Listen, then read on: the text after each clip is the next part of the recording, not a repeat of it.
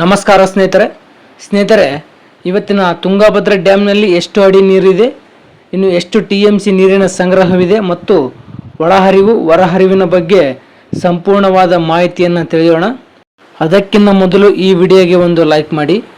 ನೀವು ಒಂದು ಲೈಕ್ ಮಾಡೋದ್ರಿಂದ ಈ ವಿಡಿಯೋ ಹೆಚ್ಚು ರೈತರಿಗೆ ರೀಚ್ ಆಗುವ ಸಾಧ್ಯತೆ ಇದೆ.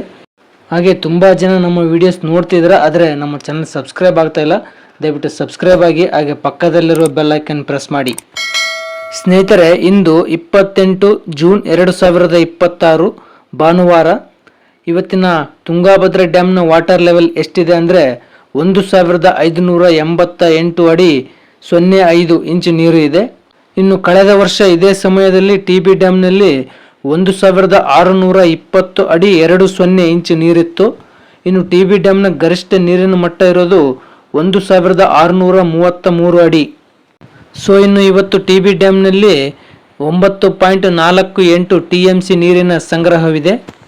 ಸ್ನೇಹಿತರೆ, TB ಡ್ಯಾಮ್ನ ನೀರಿನ ಸಂಗ್ರಹ ದಿನದಿಂದ ದಿನಕ್ಕೆ ಇಳಿಕೆ ಆಗ್ತದೆ. ಇದೇ ರೀತಿ ಮುಂದುವರೆದರೆ TB ಡ್ಯಾಮ್ ಡೆಡ್ ಸ್ಟೋರೇಜ್ಗೆ ತಲುಪುವ ಸಾಧ್ಯತೆ ಇದೆ.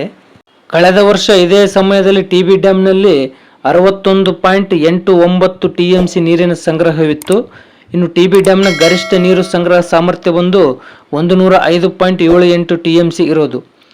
ಇನ್ನು ಇವತ್ತಿನ ಇನ್ಫ್ಲೋ ಅಂದರೆ ಒಳಹರಿವಿನ ಬಗ್ಗೆ ಮಾತಾಡೋದಾದರೆ, ಇಂದು ಕೂಡ TB ಡ್ಯಾಮ್ಗೆ ಒಳಹರಿವು ಇಲ್ಲ.